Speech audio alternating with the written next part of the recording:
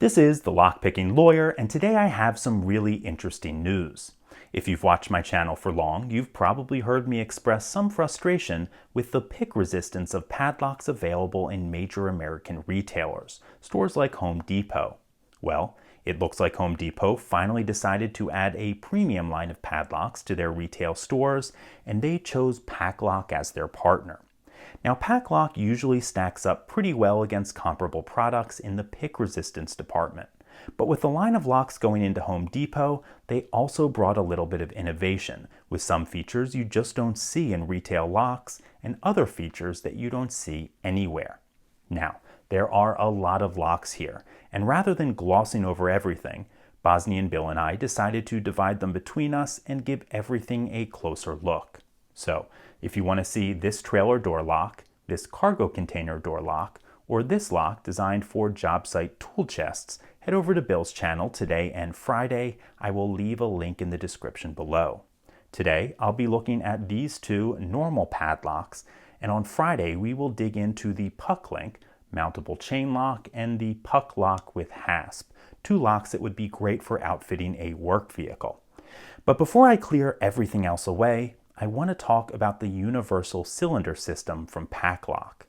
Every single one of these products takes the same type of user replaceable core.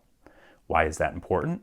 Well, let's say you're outfitting a truck with a couple of PacLocks for the doors, then you want the PacLink for securing some ladders on the roof. You're towing a trailer, so you need to lock the door, and maybe you have a tool chest as well that you need to lock. What you can do is buy a 5-pack of key-to-like cores and create a key-to-like system with only the particular locks you need. It's really a great idea to see in retail stores. All these cores are chrome-plated brass with 6 pins, and they are loaded with spools and serrated security pins. Even more, those pins are drill-resistant stainless steel, so essentially these cores are at or near the top of the market for this type of cylinder.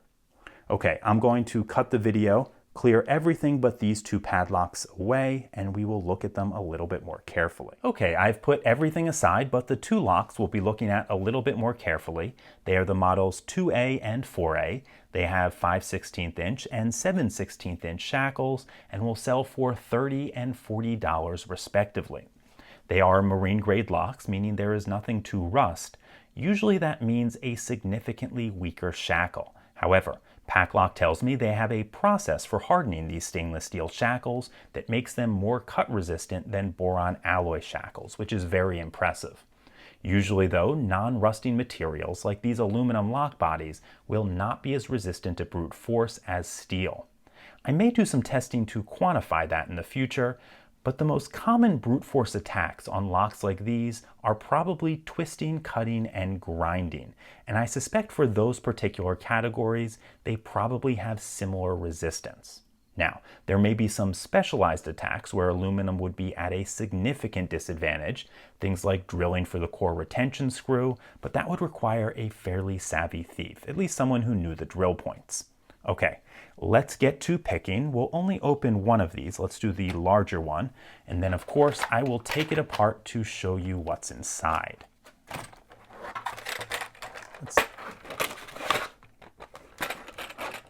Okay, it looks like we need the keys to get this out of the package, but the keys are melted in.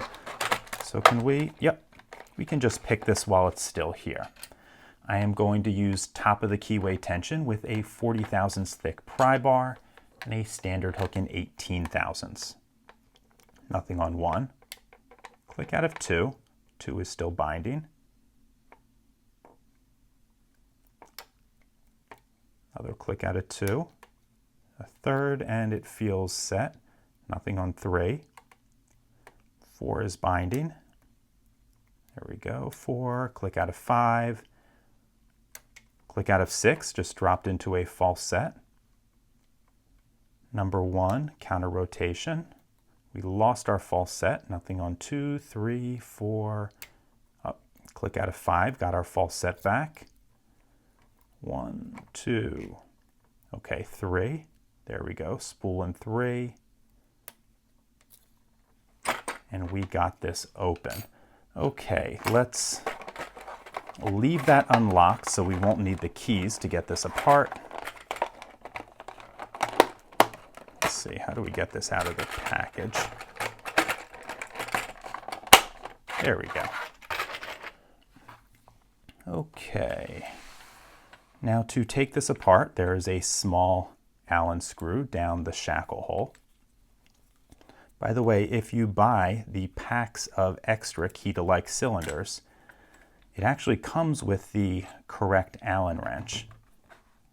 Then to take this apart, we need to remove a different Allen screw. And not only does that hold the core together, it also keeps you from over-rotating it. If you were to do that, you'd be able to drop all the key pins right out the bottom there. And clearly PacLock would not want the end user to do that. Another thing they did to help protect the end user, if we look down here, I don't know if you'll be able to see it. Usually once you take the bottom off, all of the guts, the mechanism, will be able to fall out the bottom. PacLock put a small plate with a retaining screw in there to make sure the end user didn't accidentally drop the mechanism out the bottom of their lock. Okay.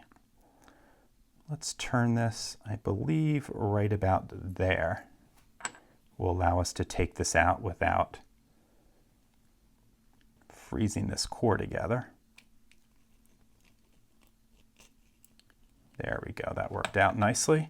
Let's drop these key pins out. They appear to be all stainless steel.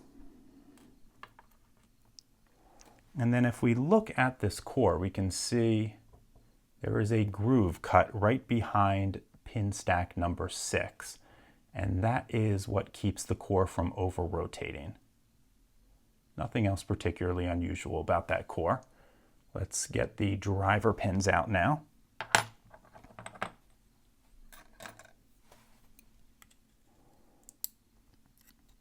Okay, a spooled pin in slot 1 and a stainless steel spring.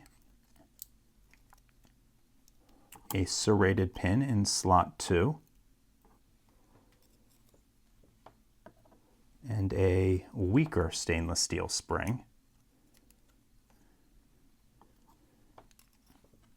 a spool and another one of the weaker stainless steel springs in slot 3, serrated, spool,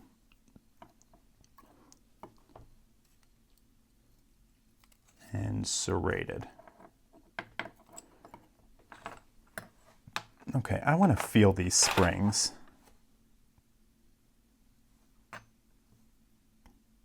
Okay, there is definitely a difference in the resistance, and actually the smaller ones appear to be the firmer of them. So it looks like we have firmer springs in slots 2 and 4, and then weaker springs in slots 1, 3, 5, and 6.